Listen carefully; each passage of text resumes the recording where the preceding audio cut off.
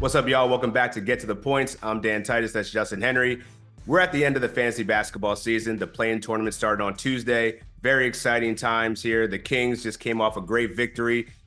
Jay Hen, I was in your town last night. The crowd was rocking. And I know the Kings were definitely needed that victory. And I want to congratulate you on your first title in my fantasy basketball league. You dominated all season, my dude. And yeah, man, I'm salty about it because you beat me. But, got to give credit where credit's due.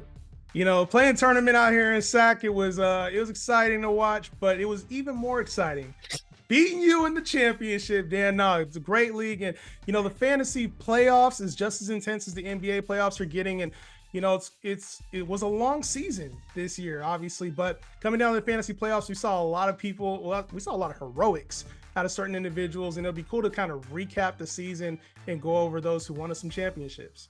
That's right. That's exactly what we're going to do. We're going to recap some of the highlights of the season, give out some player awards, the good and the bad, and then we'll take a look ahead to next season just to prepare you guys, give you some projections on where we feel certain players might be heading into next draft season. All right, so let's get to it. Who is your fantasy MVP this year?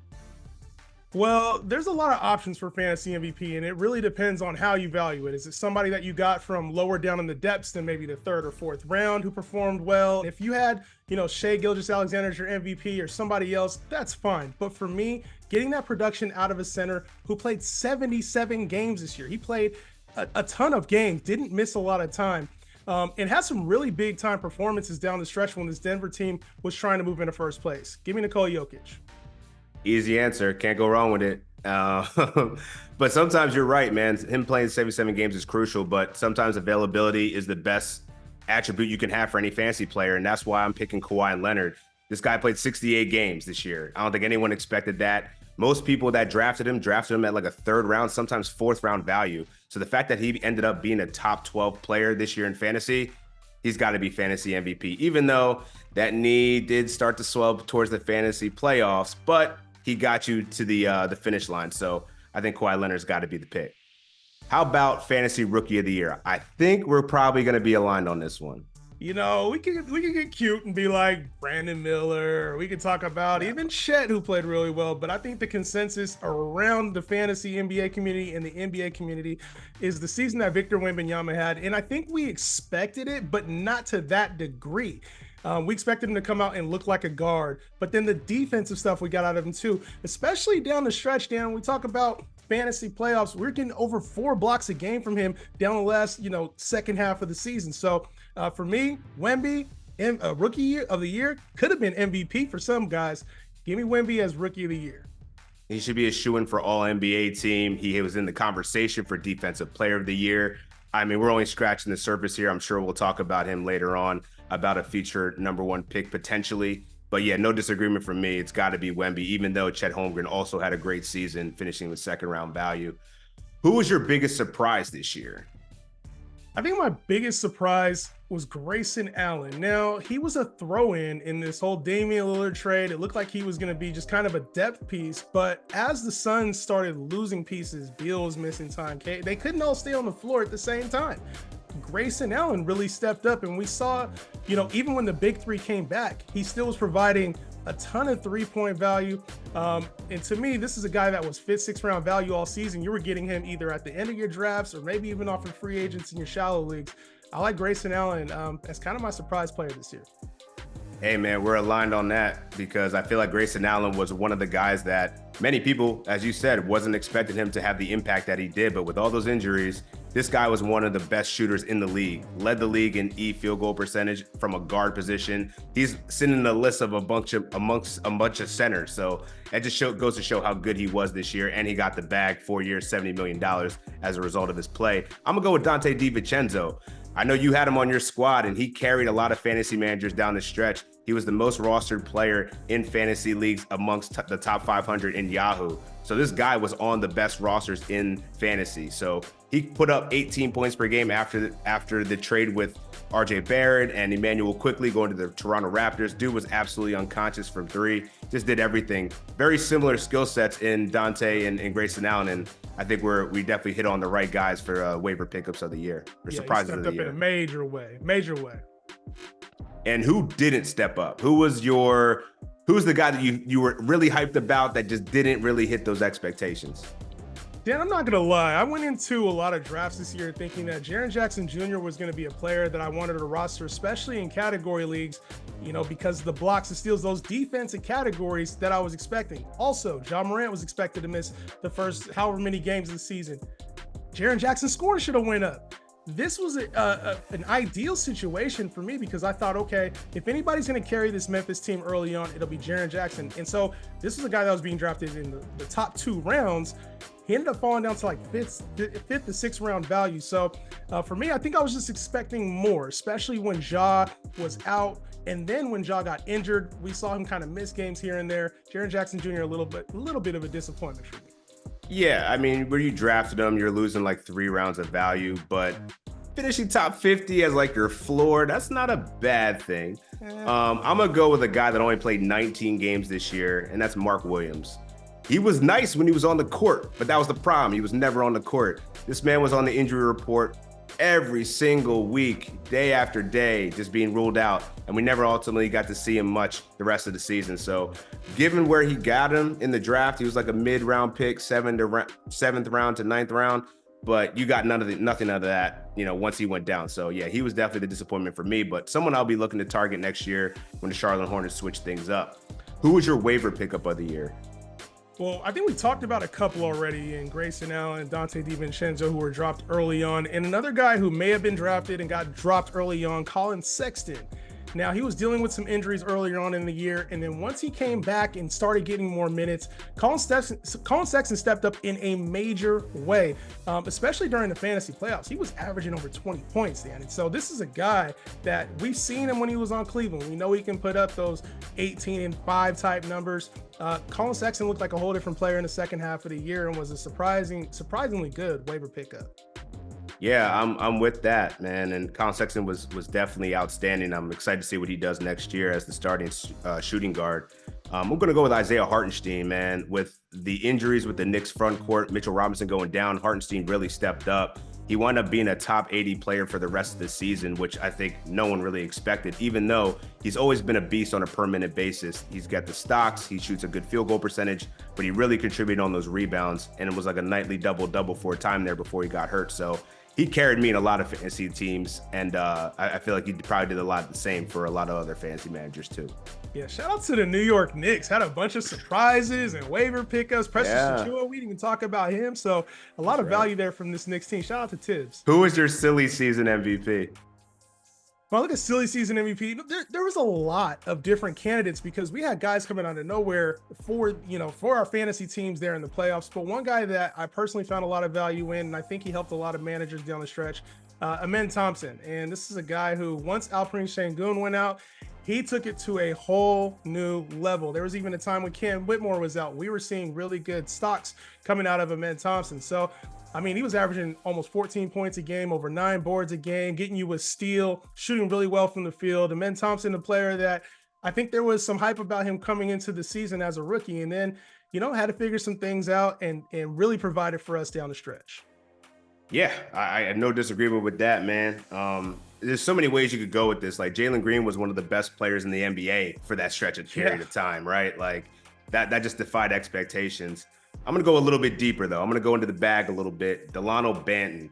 This guy wasn't even considered to even getting any playing time this year, but when silly season happens, the veterans start to rest or they're injured, people get opportunities to play, and this dude really showed out, man. I think that there's going to be a spot for him next year with the Portland Trailblazers. Averaged 25-5 over the last month of the season, right when fantasy managers needed him most. Like, he did struggle with field goal percentage, but he gave you the 3-pointers, he gave you the steals at over 1.5 a game. This guy was a silly season MVP for me. Yeah, I had him on a couple of rosters too. It's funny, man, because you can look at some of the major people, like the bigger stars, right? You got your DeJounte Murray's.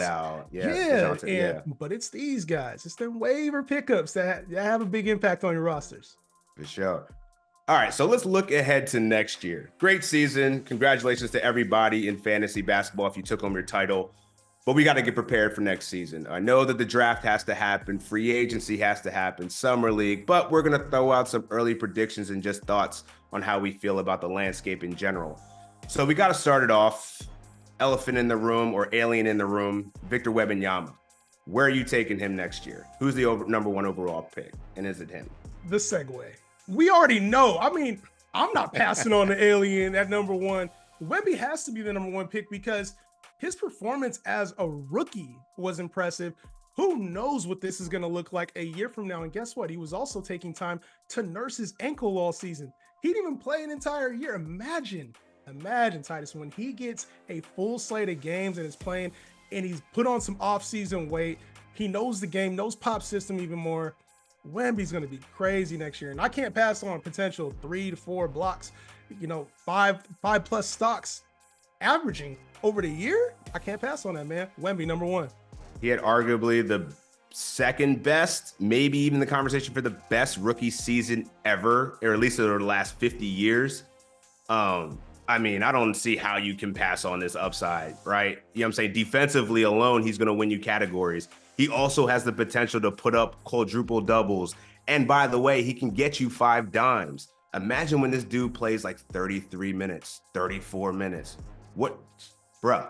Like, these are going to be those like NBA 2K numbers that, you know what I'm saying? These are the creative player type numbers that we're going to be seeing. So as good as Jokic is, like his ceiling is so secure as like a consistent triple double threat.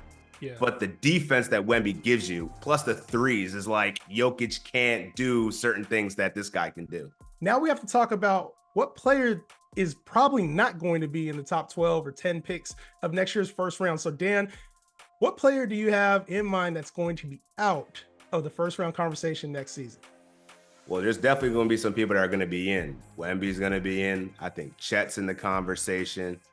I'm bumping Damian Lillard out. From what I saw with the Milwaukee Bucks here, was a guy that's going to be ceding touches, and he just really wasn't that effective in his first stint in Milwaukee. Yeah, there was a lot of injuries, but this team has deeper questions to be answered. They don't have a lot of depth, so they can't afford a lot of injuries. I think Dame's in pretty much the same situation he was in Portland, just a little bit worse because he's got an all-NBA player standing there right next to him to take away some of that usage and production. So we saw the numbers go down for Dame in the scoring area. I think it's going to continue to trend that way, especially with Doc Rivers as your head coach. Like, I just don't have much promise. Like, he's a good second-round pick, and that could be value, but I'm not picking him in the first round based off what I saw in the first campaign. It's tough to say it. Dame time, the clock is ticking. My guy has not been able to stay on the field, LaMelo Ball. He's not been able to stay on the court. We got to keep him there, man. Court, field, it don't matter. He ain't playing. He's not playing. He's on the bench. Like you talked about earlier, your best ability is your availability. And LaMelo Ball hasn't been able to finish out a season here. Brandon Miller played really well. I'm sure they're going to have, pretty good draft pick this coming year. So there's going to be new pieces on this team. And this team might not ask LaMelo Ball to do the same things. And we also can't depend on him. So LaMelo Ball, got to kick him out the first round conversation next year. If he gets some ankle braces, I might consider it. Or maybe I don't know, maybe Puma needs to get him some high tops. I don't know what the answer is, but LeVar got to have him running them heels again. And you got, Miles Bridges is coming back. Brandon Miller got better, and he's going to continue to ascend. So I see what you're saying there, and I definitely agree. Can't take the risk given what we've seen, at least so far in his career. So you talked about how Jalen Green was probably one of the most surprising best players when it came to silly season.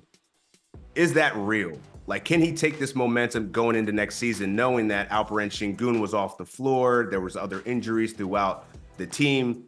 Is this something that you can believe in going forward with Jalen Green? The level he played at was elite down the stretch. And you look at it as, you say Alperen Şengün was out, so he was asked to do more. But I think this was more of a coming out party for a guy that's in his third year that needed time. And I think we're so used to rookies coming in like Wemby and Chet and just dominating early. Or we get Paolo Banchero averaging 25 and 5, and we're like, this is the expectation. Not all guys come in and just ball out immediately. Some need a little bit more time to fill their role. And I think Jalen Green showed this year that he's ready to take that next leap. So I believe we saw the start of something. Does he produce at the same level that he did down the stretch? I think it's a tier below that. But this isn't a guy we should be taking out of the top 75 players anymore. This is a player that's going to be in the top 50 conversation next year, and I think deserving. Whoa. I was waiting to get to that number. If you wasn't going to give me a number, I was going to ask a number. Yeah. Like, where do you realistically think that he could finish? And I'm sitting here like, ugh. Like, as good as he was, he's usually around that 200 range, right? And he got up with that crazy ending to the season. He got up to 135. I think I'd be okay with taking him in like the 8th or 9th round. But I don't know. Like, maybe he's worthy of a 6th round pick, a 5th round pick, because he's going to be that top 50 guy. You know, like you mentioned, sometimes injuries make players more valuable than they appear on the surface. And we have to find out if that's for real next year. Another player who saw a really big output scoring wise and has now entered like the best point guard in the league type conversation, Jalen Brunson, another Jalen, stepping up in a major way for the Knicks. Dan, how are you feeling about him heading into next fantasy season? I've been a staunch Jalen Brunson supporter, man. And I feel like it's to the point now where like I'm ready to overpay. Yeah, they went through, Knicks had a ton of injuries, but I feel like this guy is different. Like, he's entering this echelon of point guard that, you know what I'm saying? Like, he was deservingly in the MVP conversation. I think you could put him in there for fantasy MVP for that stretch run. He easily could have been a silly season MVP. Dude was averaging like 35 a game over the last month. I'm ready to pay a 2nd round value for him, man. Like, I think it's time. I think he could be a mid-2nd round pick for the way that he leads this New York team. Like, many thought that this was an overpay in terms of his contract. He's the best player on that team. He's going to be the leader of that team. This guy's going to be averaging 25 plus points, 6 assists, shoot high efficiency from the field. He gives you the threes. He's a star in this league, and I think now it's time. The days of him getting him in the 4th and 5th round, long gone. See, this is the kind of player that I look at and I'm like, I think he overachieved a little bit. And so, Dan, I'm be on the opposite side of you there. I think that he's going to go a little too early in drafts, especially if he plays well in the playoffs here. Losing a piece like Julius Randle is a 20-point scorer himself. Like that, the scoring load was needed from him. He had to increase his scoring output. So, you know, he plays a lot of minutes in Tibbs' system. So we have to also worry about how durable he can be, even though he's proven to be very durable.